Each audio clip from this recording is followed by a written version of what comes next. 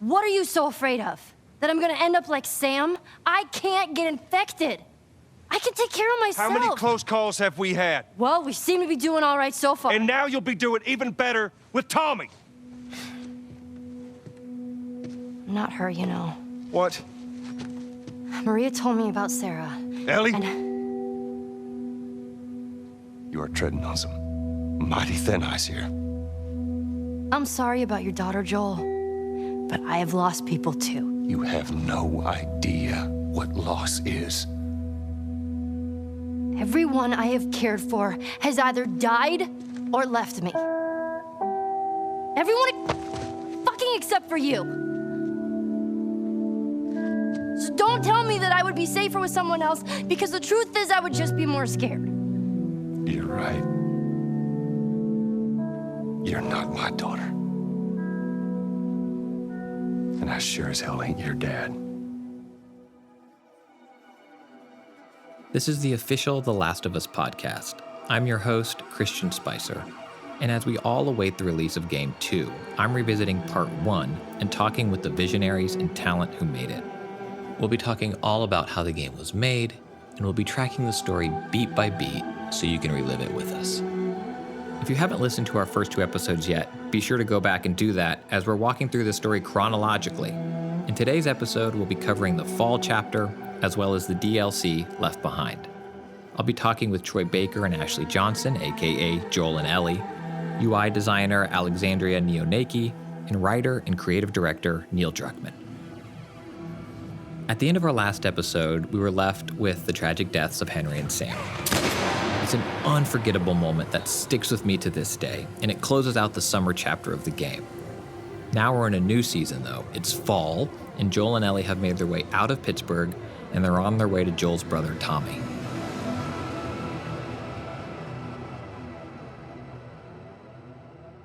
I guess to talk about fall, we have to back up a little bit and talk about, the whole summer section, especially Pittsburgh, is about Joel and Ellie learning to trust each other. It's like they don't like each other and they're learning to respect each other. Joel becomes, at the outset of Pittsburgh, Joel is overprotective. And you just hang back like I told you to. And we're trying to show it multiple times where he shoots Ellie down when she's trying to be helpful. I'm glad I didn't get my head blown off by a goddamn kid. Until eventually he gives her the rifle and he starts trusting her. You seem to know your way around a gun. You reckon you can handle that? And she proves herself in his eyes. And he's like bringing some of his guard down and he's opening up to her more.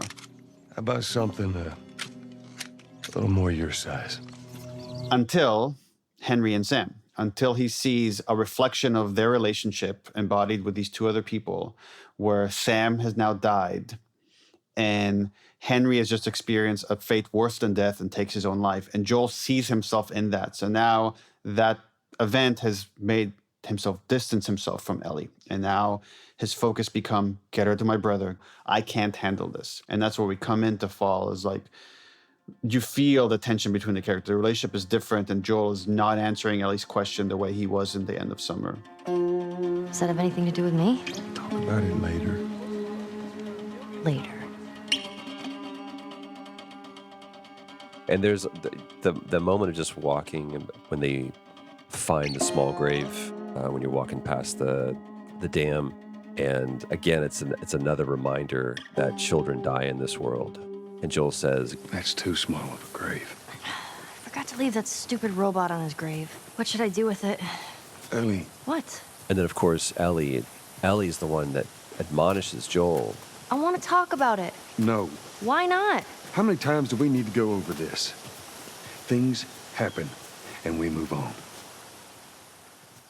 As we head into Tommy's town, we haven't seen each other in how long? How long has it been since? And that was one of the questions that we asked. And of course, Neil answers like, what do you think? And Jeffrey has his version of like what happened, and I have my own version of what happened. And I like the fact that they're different. I imagine Joel and Tommy have their own versions of what happened as well. Absolutely. And to me, that's exactly why. It's like those narratives are probably different. It's like, well, he said, no. What he's not telling you is that he said this first.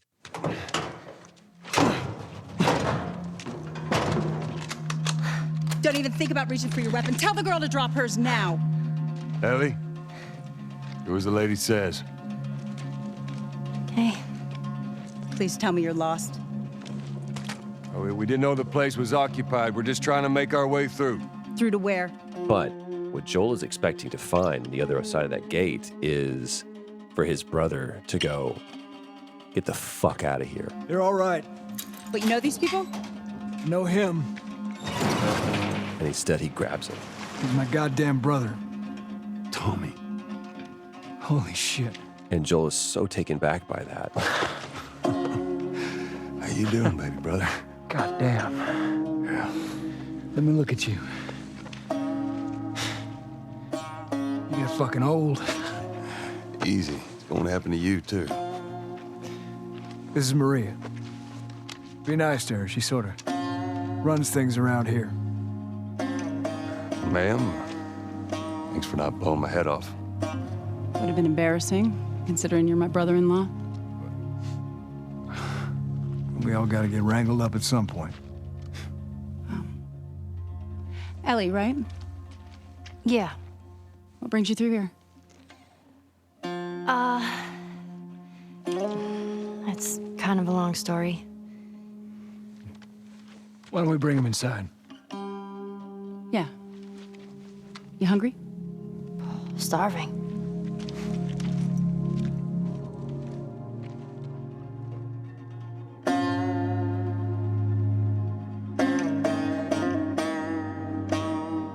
Yeah, the whole idea of family is like something that's been instilled in me. Is like, you don't choose your family. Your family is who they are, and you deal with them, and you love them, and you respect them. And it's like, sure, sometimes you fight in horrible ways, but they're your family. You don't get to choose them. You don't get to push them out. And later, we find out that Joel and Tommy had like a pretty big falling out.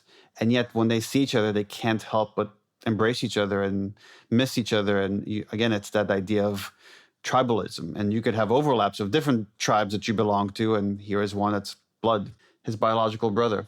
So that was important to capture, especially knowing we're about to put them at odds with this request or almost demand that Joel makes of Tommy that take this girl off my hands. I've been on quite the adventure, little brother. I reckon it's got something to do with that girl. It's got everything to do with that little girl. Well, go on then. She's immune. Immune to what? I've Oh, seen come her, on. I know. I've seen her breathe enough spores to take down a dozen men. And nothing. Now, I wouldn't have believed it neither. But I can show you. All right. I'll bite. Why bring her here? I was supposed to deliver to the Fireflies. The way I figure they're your boys. You finish the job, you collect the whole damn payment. I haven't seen a Firefly in years. You know where they are. Now, I'm not asking for much, Tommy. I just want some simple gear, enough to set me on my way. What makes you think I'd do this for you? This isn't for me, Tommy. This is for your damn cause. My cause is my family now. You ain't talking about some walk in the park here. Jesus, boy. Have Maria get some of your born-again friends to do it. They got families too. Tommy, I need this. You want some gear? Sure. But I ain't taking that girl off your hands.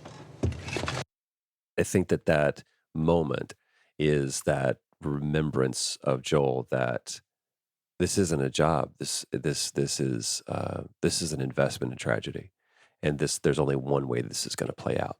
So it's a moment of cowardice of Joel.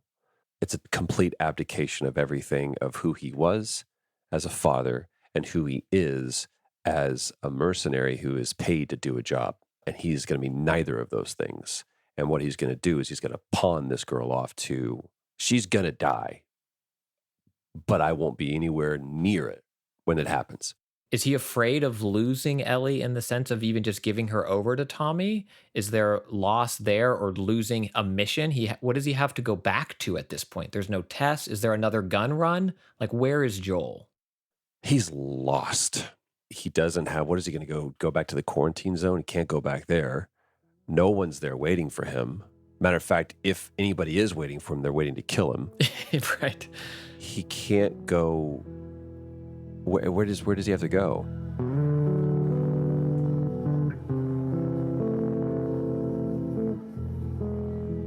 Do you think in Joel's heart of hearts at that moment, he actually wants Tommy to say no? I think if it didn't go down the way it did and Tommy just said yes, Joel would have rode off. I really do, because that to him would have been like, this is what's meant to be. And when he tells Ellie, like, you'll be safer with Tommy, there's a part of him in that moment that believes that. The thing that kind of changes his mind is when Ellie says, Everyone I have cared for has either died or left me. Everyone fucking except for you. So, like, that makes her feel safer, is being with Joel. Like, she makes an argument of, like, of course, in the moment, he doesn't hear her because he's just so caught up with her running away and her putting herself at risk. And it's like, right, it's like an angry parent. Every parent has had this, where you get so upset with your kid almost hurting themselves. Your kid gets frightened of, like, your reaction of, like, because you're yelling at them or you're grabbing them by the shoulders. It's like, but it's because you're so scared for their safety. And you might be oversteering in your reaction. And that's exactly what Joel is doing at this point. Is this really all they had to worry about? Boys, movies, deciding which shirt goes with which skirt. It's bizarre. Get up. We're leaving. Come on. And if I say no? Do you even realize what your life means? Huh? Running off like that, putting yourself at risk? It's pretty goddamn stupid. Well, I guess we're both disappointed with each other then. What do you want from me? Admit that you wanted to get rid of me the whole time. Tommy knows this area. Oh, fuck that. Well, I'm sorry. I trust him better than I trust myself. Stop with the bullshit. What are you so afraid of? That I'm gonna end up like Sam? I can't get infected. I can take care of myself. How many close calls have we had? Well, we seem to be doing all right so far. And now you'll be doing even better with Tommy. Not her, you know. What? Maria told me about Sarah. Ellie? You are treading on some mighty thin ice here. I'm sorry about your daughter, Joel, but I have lost people too. You have no idea what loss is. Everyone I have cared for has either died or left me. Everyone fucking except for you. So don't tell me that I would be safer with someone else, because the truth is I would just be more scared. You're right. You're not my daughter. And I sure as hell ain't your dad.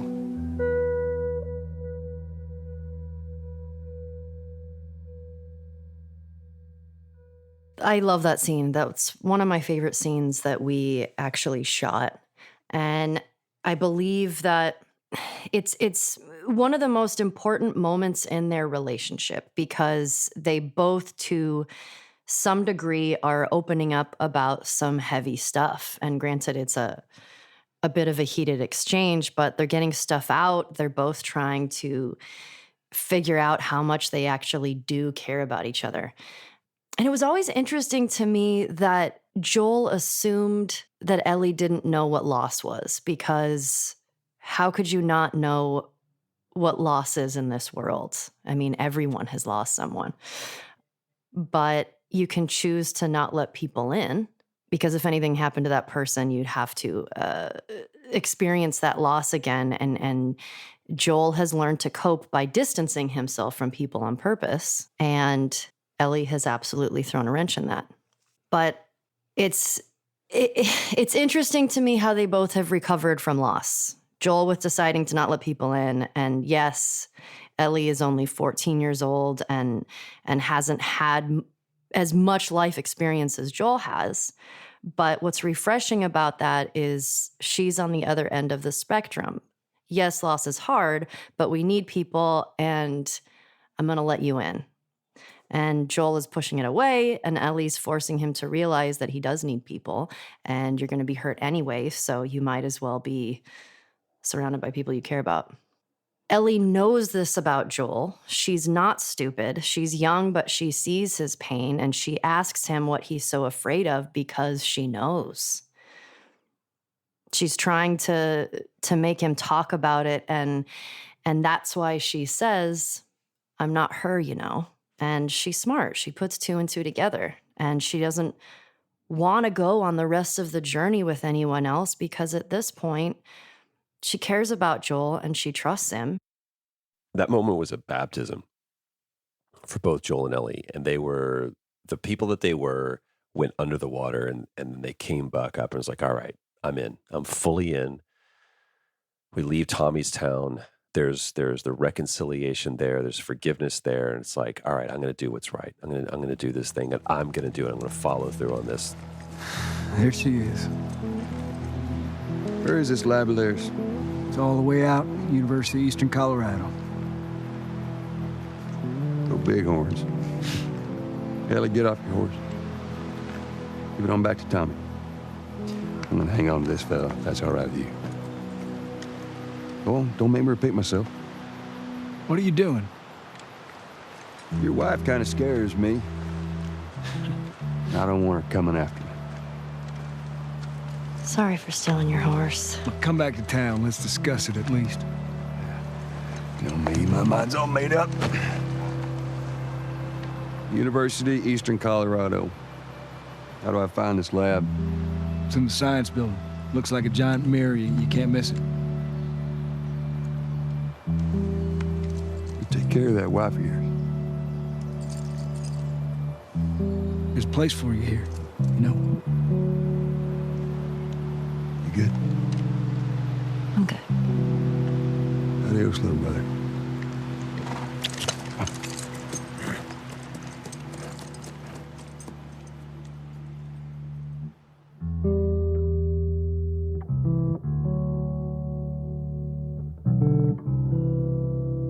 So at this point in the game, Joel takes Ellie and they are off to the university. Hey, over there. Is that it? It does look like a giant mirror. How many people do you think are there? Fireflies, I mean. I reckon it takes quite a crew to run that operation. You think there'll be other people my age? I'm not sure.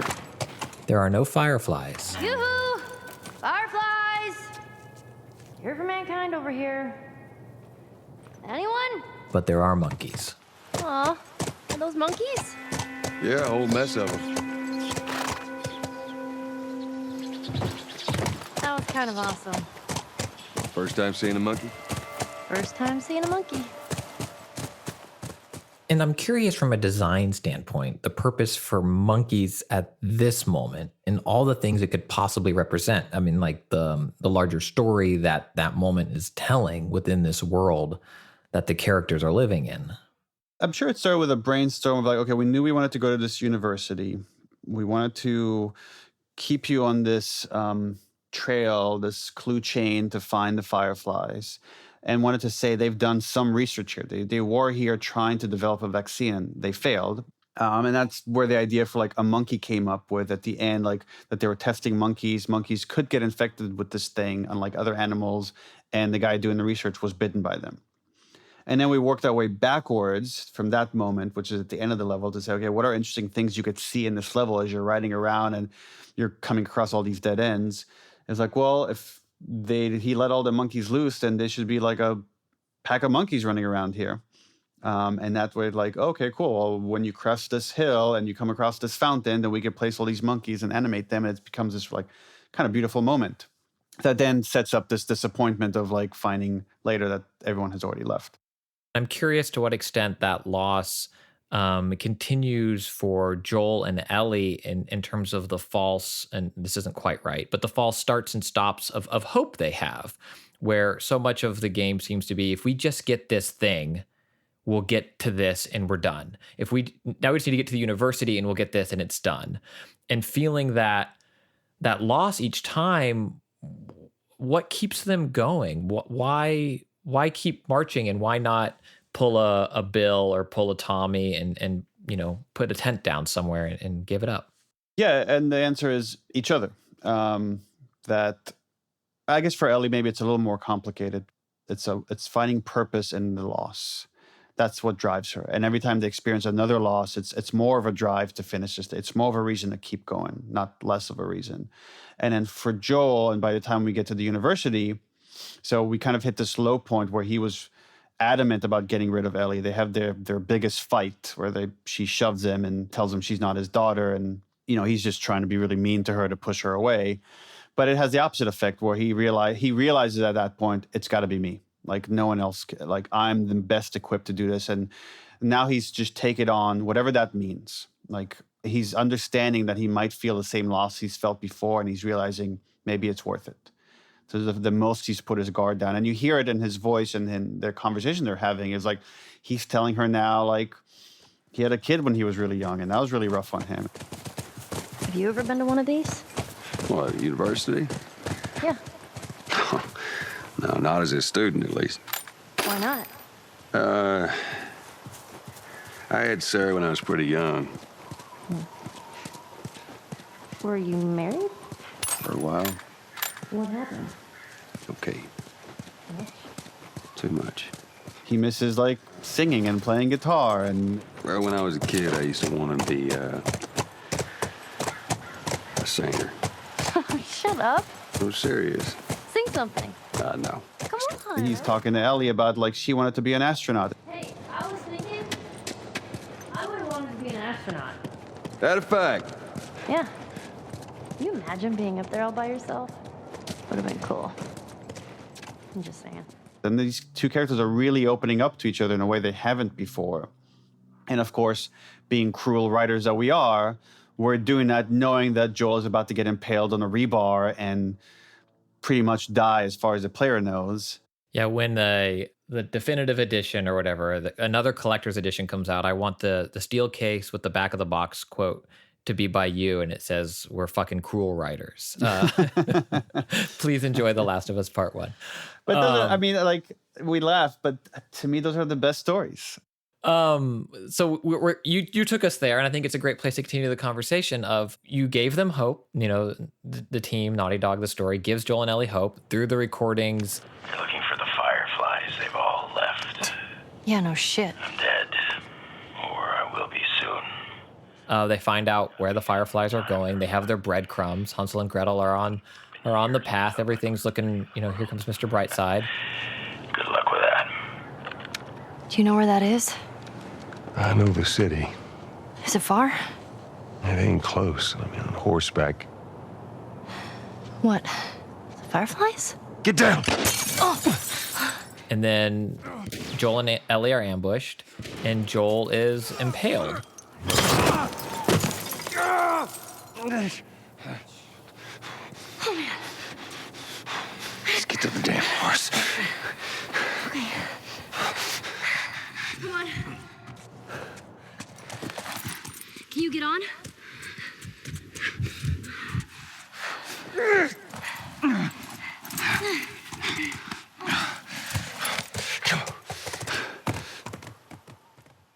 It feels random. In the moment, it feels like, oh, it's just another group of hunters trying to kill us to steal our stuff. It's some faceless enemy, even though it is human. But as a player, you're almost been now conditioned to think of them as just, okay, it's just another NPC. And then later we wanted to give this moment more weight to say, no, it wasn't just any NPC. Like you fighting these guys had consequences going forward. You killing these people and then trying to kill you and injuring Joel has affected these whole other section that you're about to get into. And you won't know until the end of that section that was the case or midway through that section. So that's what was important for us to show that, one, it could just, these deaths, these moments can just come out of nowhere. Even with like when you think about Henry and Sam, it was just like some random runner that just bit him. It wasn't, as far as you know, it wasn't some climactic moment. It wasn't this big heroic sacrifice. It just happens. And often in life, that's how these things go down. And then after Joel is impaled, we continue to play as him. That is still the character that the player is in control of. And while pre-release marketing never, if I recall correctly, never let us know that we would play as someone else. Yeah, not only that, we actively lied about playing as someone else. Okay, so that's another back of the box quote.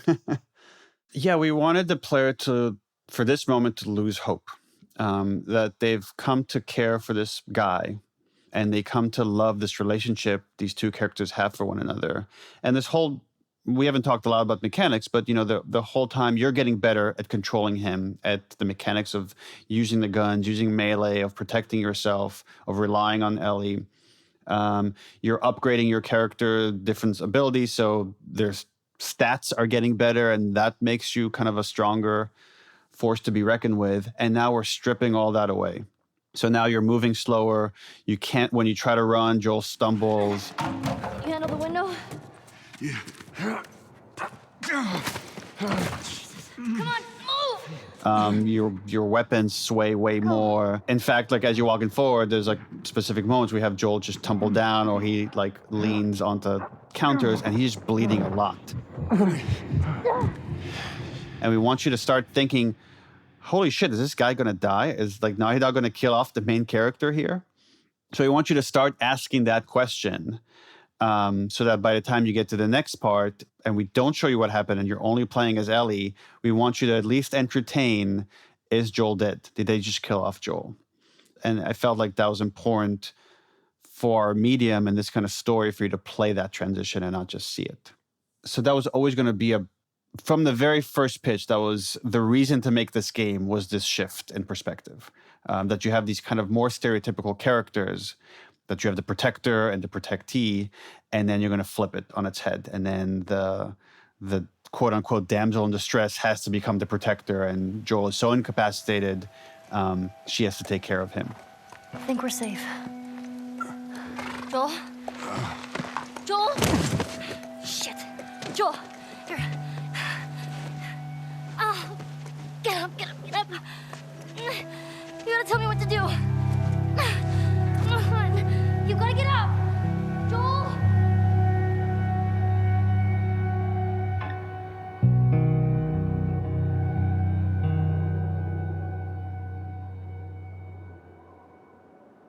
Ellie learned so much from Joel, and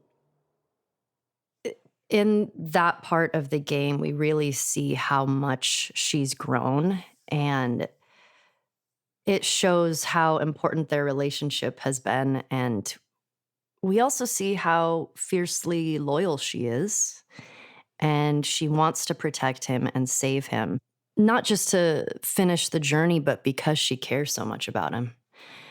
And of course, there's an extra layer of worry and anxiety now because she feels responsible, because this is post that conversation of her being like, hey, let's be there for each other. I think she needed that time of him not being able to tell her what to do for her to trust herself to grow. Of being like, hey, you're on your own. I've taught you as much as I can. Not that he put her out on her own on purpose. But I think she took all the knowledge that she learned from him and was able to help him and protect him. What I love is that it didn't just slam to black, but that there's this moment that's delayed so that Joel could witness the fact that he is no longer capable of protecting her, which forces her once again to be in a situation where people are trying to kill her, and she is the one that ends up killing, and she does it so brutally and dispassionately, and she becomes we get to witness firsthand through those in and out of consciousness moments of Ellie becoming the protector. What do you think Joel learned in those moments? Well, I think it was one of those things for him that it was a big turning point because he realized how much she cared about him, and that obviously he was in this position because of her, but he is still alive because of her. And I think up until this point in the game, he was trying to deny that he cared about her. And I think he realizes, I care so much about this person, and that sets up the rest of the game of the decisions that he makes, where he's like, oh, this relationship is so important to me. I will do anything to keep this because I've forgotten about this and I've forgotten the importance of this.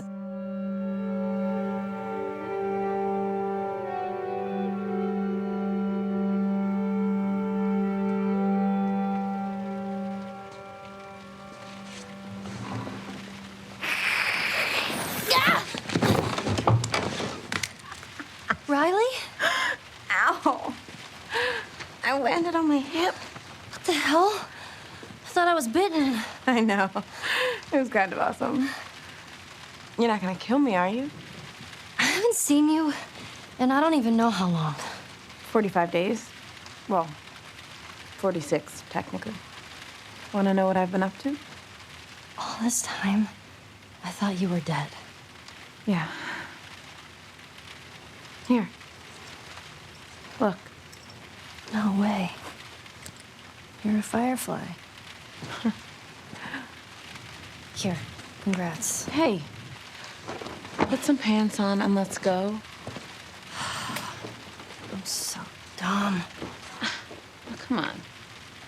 When have we ever gotten into trouble? So we're talking Left Behind, the DLC, or for some folks who came to the party late, the standalone DLC. And in Left Behind, we not only learned, as players, we got to see things that we didn't see in the main game, but we also learned more about Ellie's character that took place chronologically before the main game started. Actually, I'm curious for you if you always knew there would be DLC, or if not, what that was like when you got the call and you found out that you're going to be doing, going back in and making what became Left Behind. I always knew that there was going to be a DLC. I didn't know what it was going to be about. And I feel like for most of the game, I just assumed it would be another part of Joel's story. And once we got closer to shooting the DLC and Neil sort of toying with some different ideas, he finally, he took me out and we talked about it and I was like, oh, okay, cool. I initially was nervous because I was like, well, and he's like, don't worry, Troy's still going to be in it, but it's, it's going to be part of this part of the story. And then there's going to be flashbacks. And I remember I was very excited and very interested to see how they were going to do that. And I remember some of the first art that I saw for it was the carousel of when the doors first open and the power is on in the mall. Whoa. Instantly, it made all the sense. And I was like, oh, yeah, this is the story that needs to be told. Come on, get up here, sit next to me. All right, wait up. And now in the DLC, we step back and we see kind of what Ellie's maybe normal life would be like, whether it's, she's asleep in her room and Riley kind of busting in. And I'm curious what you thought Ellie's normal life was going into Left Behind. What was just a regular 9 to 5? Yeah, Neil and I actually talked about this where, it's, and also trying to figure out why she was initially so scared to sort of sneak out and go into the mall. And, they have schedules to this life. And, she doesn't have any parents. So she's kind of with all these other kids that have lost their parents or their families, and they go to school, they run their drills, and they live this life just in this small quarantine zone. And it's all they know. They don't have anything else to compare it to. But we as an audience know what that comparison is. And I think that's what makes it devastating, because you're like, you could have such a different life than this, but this is what you're given. And also for players, this is the first time we found out that Ellie is queer. I'm curious when you found that out and what it was like bringing that into the role. Yeah, I actually, when we had finished the game, right before we had started the DLC, I think is when Neil told me, he's like, hey, I want to talk to you about this and your thoughts on this. I have an idea for the DLC, and something that I've thought is I think Ellie is queer. And what are your thoughts on that? And I'm pretty sure that's when it happened. I know for me, for a lot of the first part of the game, we hadn't talked about Ellie's sexuality. And I always felt like when that was decided, something clicked with Ellie. because she's definitely queer. Like it makes all the sense in the world. And I wish I would have known that from the beginning, because I don't know if I would have done anything differently. Who knows? But I was just so excited to jump into the DLC with that in mind, and knowing that the friendship and the relationship with Riley was, there was a heavier weight there. Something that I found so personally beautiful about Ellie's character is that it works. It worked in the main game before I had experienced Left Behind. And after learning Ellie's sexuality, there wasn't anything in the game that stood out as not working in my head. If anything, it let me re-examine scenes from the game, and they became more powerful.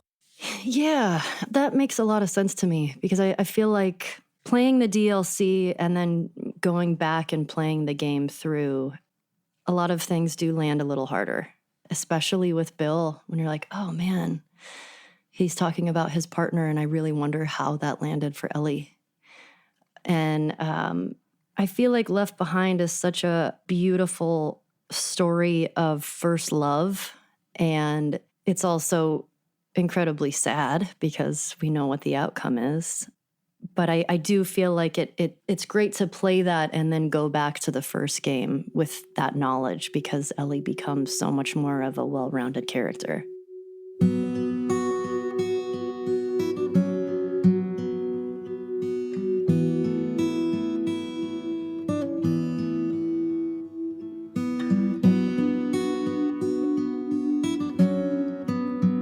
My name's Alexandria Neonaki. On Last of Us 1 and Left Behind, I was the UI designer. So I'd love to start with what your day-to-day was. It was a lot of trying to compress years worth of work into months. And so it was like, I would do these like wireframe mock-ups, and I would bring them to Bruce Straley and Neil and be like, hey, like, what do you think of doing something like this for the weapon cross? Or what do you think of something like this for crafting? And then I'd even try doing like some real minor scripting to try to make stuff work. So it was very like fly by the seat of your pants and like really chaotic. And then the next day it would be like, okay, let's look at it. Let's talk about what works and what doesn't work. Let's play through the game and feel it out. So it was very game designy, much more than like on the art side of things. And it was very collaborative. It was a lot of getting out of my seat and working with Neil and Bruce and the other designers as well and programmers to try to get it done and get it as good as we could get it with the limited resources we had and the limited time that we had. So you mentioned kind of the weapon wheel or the weapon selector and crafting. What are other UI moments that players have likely seen when they experience the game that maybe they didn't think of as something that needed to have art and design and that stuff associated with it? The things I think a lot of us maybe just take for granted. I mean, anything that's giving you the player kind of game-specific information. So the little icons at the bottom that tell you what weapon you have equipped, how much ammo you have, if you're able to craft something. So every little, it's that like layer on the screen that's between you as the player and the game itself. It's like the thing that you are actually interacting with in an attempt to interact with the game, I guess, if that makes any sense. All the menus. So including multiplayer in factions, I did all of the menu design for that and any of the UI that ended up in factions as well. You don't know how many people just let out a cheer when you mentioned multiplayer in factions. Yeah. The Last of Us multiplayer is awesome. It's so good. Do you think there were more challenges in making UI for a game that is so grounded in realism versus whatever your example would be of like a video game where numbers are flying off of things, you know, and it can be bombastic and whatever because it's not this grounded universe? I think that's twofold, because there were definitely people in the studio who wanted to have that more like classic video game thing, especially if you look at something like multiplayer, like, you know, you're kind of used to seeing certain things in games like that. But there was kind of the blessing of there not being enough time. And so we had prototyped some stuff that for the UI that had a bit more of like texture to it. But because we had so little time it was easier for me to push that. I like really minimal stuff. I feel like you notice it less. Like if something's really tactile, it kind of starts to stand out, especially because you can't control how the user's going to see it. Like if they're looking at it against like a bright sky, it's going to look different than looking at it against like a dark, like going through a tunnel situation with a flashlight. So minimal stuff can kind of reduce some of that a little bit, and it helps it blend into the background a bit more, so it's not pulling attention to itself. And so I had known that that's what I wanted to do with it, and most people as well in the company knew that that's what they wanted to see with it, very minimal, to allow more attention to go on the story and the art in the game. But of course there's people, and like because Naughty Dog, everyone gets to have a say. Like sometimes you'd get people that were like, you know, oh, I like it when games look more like the World of Warcraft type of UI. And it's like, okay, well, it's a different style of game, and we don't have time, so we're not going to do it. So yeah, it was kind of a blessing. Let's take a minute to talk through Left Behind, because it serves the purpose of filling in a gap, both in Ellie's backstory and also the moments in the main game that we didn't see of her taking care of Joel. For many players, myself included, who played The Last of Us Part 1 at launch, it was a chapter we all played after having experienced the ending and, you know, feeling whatever it is we felt towards Joel and Ellie. I'm curious your take on how that after the fact experience maybe colors players' perceptions of the end and what that moment of caretaking was like for Ellie in Joel's time of need.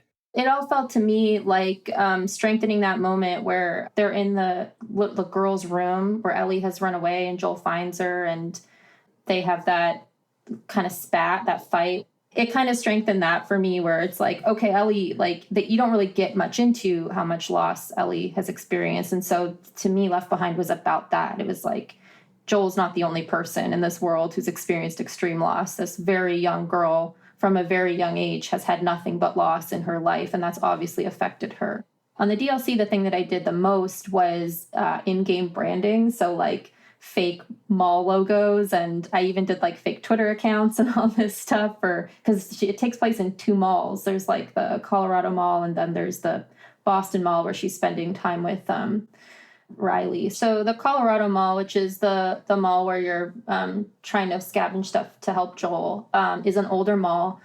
We decided that it would have been one of those, and this was like not just me, by the way. This is very much a group effort in these decisions, as anything I'll take is. credit for it. It was all me, yeah.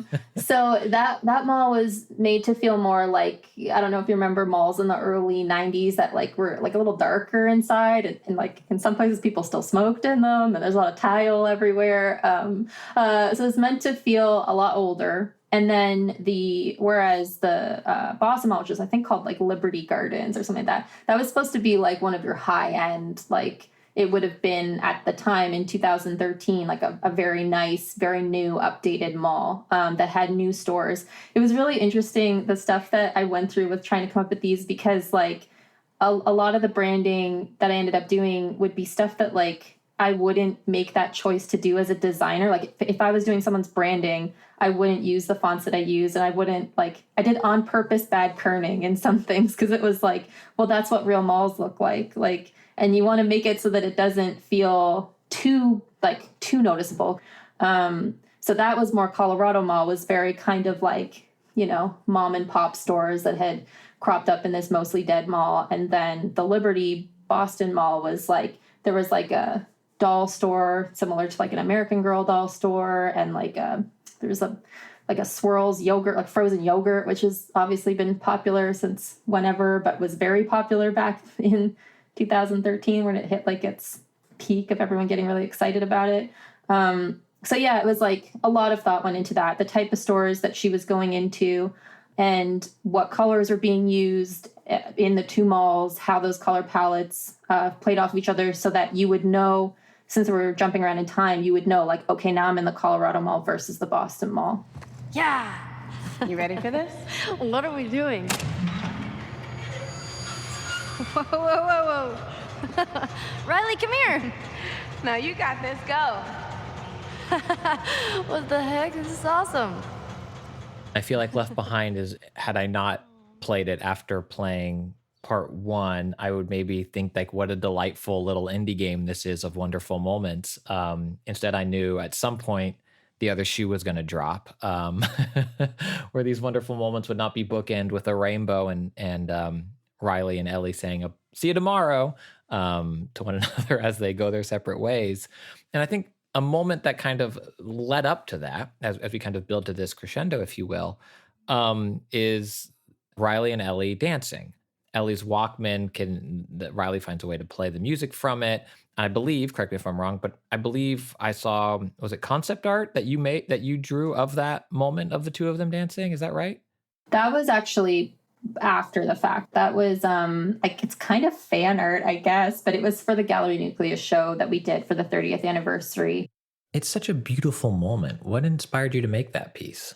Oh yeah, I mean, it's probably my favorite, her and Riley dancing. And yeah, I mean, it's something that we hadn't seen in a AAA game. Like, I feel like we've seen stuff like that in like indie games at the time, but to see like a lesbian couple like that in a AAA quality game was like, I'd never seen anything like that. So it felt very special. And I know it meant a lot to so many fans. Like, we have a very a fan base that runs the gambit, a lot of ages, a lot of genders and everything. But we, particularly at the time, had a very strong fan base of young women. And so to see that played out in a game that they love by a company they loved, I know meant a lot to them. And so that meant a lot to me, that we could really touch people like that and make them feel seen in a game of this quality. What is that? Hey, what's wrong? Don't go.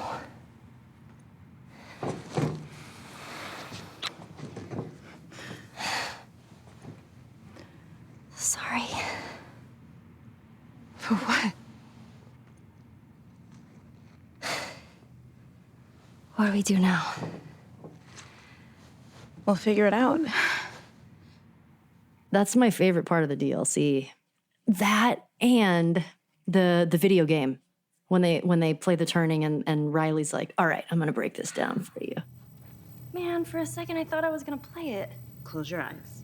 You're playing as the unstoppable, claw-wielding, yet drop-dead gorgeous Angel Knives. She stands on the edge of the Shadow Temple. Your opponent, Black Fang, steps out of the temple. Fight. Round one starts. Black Fang rushes towards you. He throws a double punch in your direction. Jump up! He grabs you. Mash punch to break free. Yes! Fuck him up! Finish him. The screen turns dark. Angel Knives' blades begin to glow. She pierces his torso again and again until his heart flies right out of his chest. She winds back her leg and roundhouses his head clean off. A geyser of blood covers the entire playing field. Oh, nice. That is an ultra kill. You win. Fuck yeah, I win. Not bad for your first game. It was all right. You loved it. Yeah, I kind of did. It's beautiful. And even when I replayed it recently, I was like, oh, I wish this would have ended differently. But then I know we wouldn't have the first game. But she taught Ellie a lot in the time that they knew each other of like, yeah, life is hard, but try to find some happiness somewhere.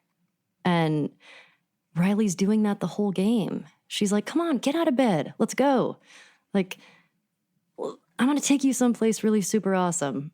I remember Neil sort of breaking down what was going to happen in that moment. And, you know, for me, shooting the scene, I was just standing in front of, like a big block of wood and then just like pretending that I'm doing something and then like, eyes closed. And then Yanni was like talking to me about the game and doing her whole bit. And I literally was just kind of standing there, like acting like I was playing with controls with my eyes closed and smiling every once in a while. And,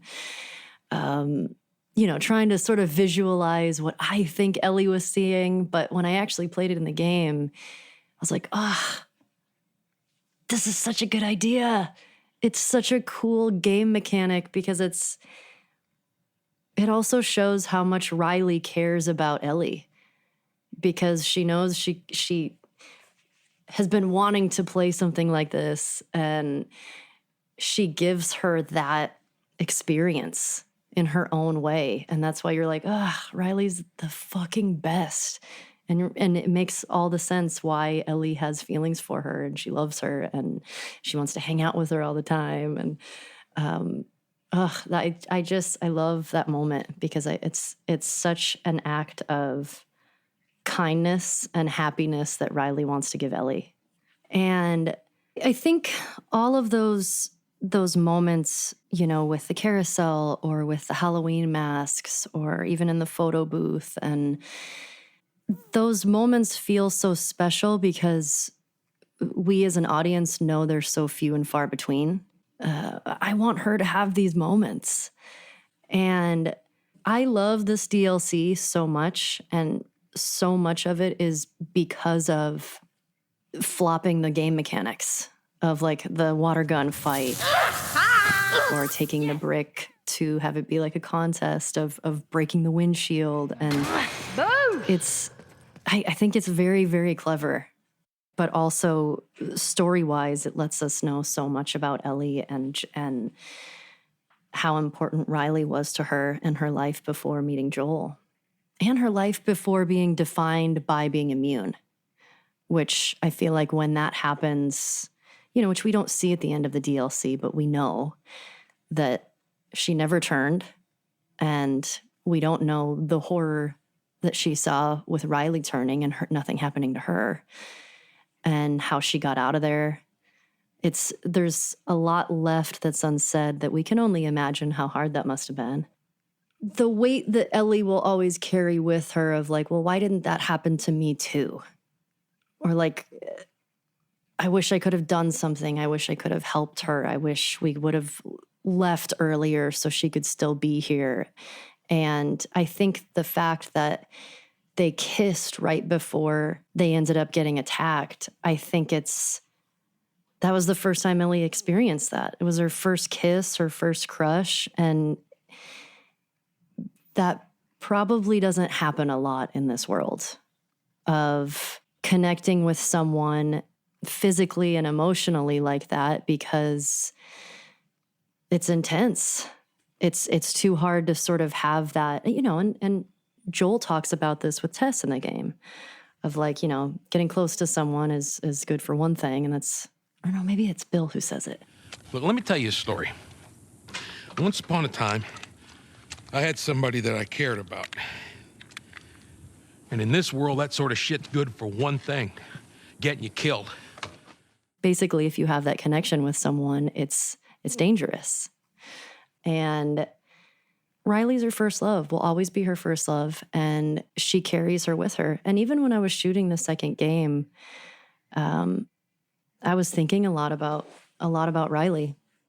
For most actors or anything that you're doing in any form of art, loss plays a really big role. It's one human emotion that we've all experienced in some way. And I lost my dad when I was 16, and it's so weird at that age to try and think of the important conversations to have that are going to be your last.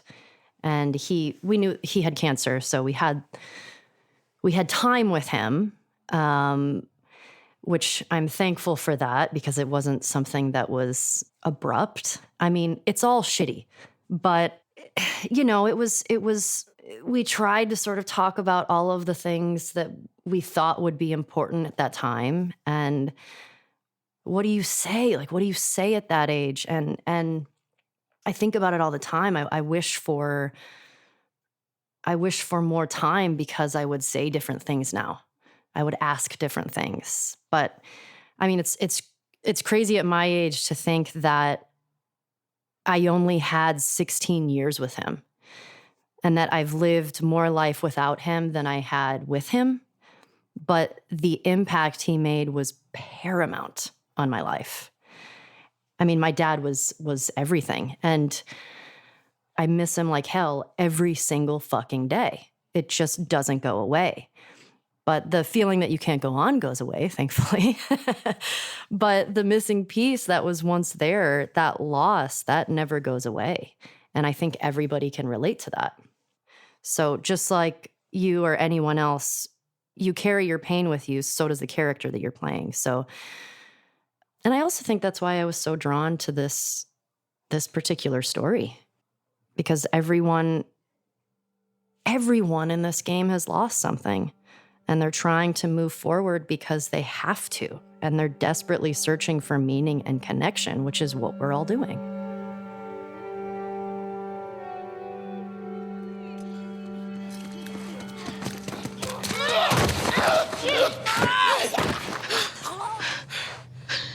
I think it's clear. Ellie, your arm.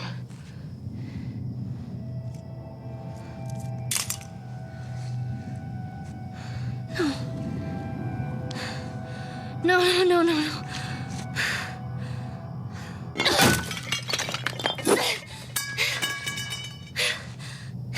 There's some more stuff over there you can break. What are we gonna do? The way I see it, we got two options. Option one, you take the easy way out. It's quick and painless. I'm not a fan of option one. Two, we fight. Fight for what? We're gonna turn into one of those things. There are a million ways we should have died before today. And a million ways we can die before tomorrow. But we fight for every second we get to spend with each other. Whether it's 2 minutes or 2 days, we don't give that up. I don't want to give that up. My vote, let's just wait it out. You know, we can be all poetic and just lose our minds together.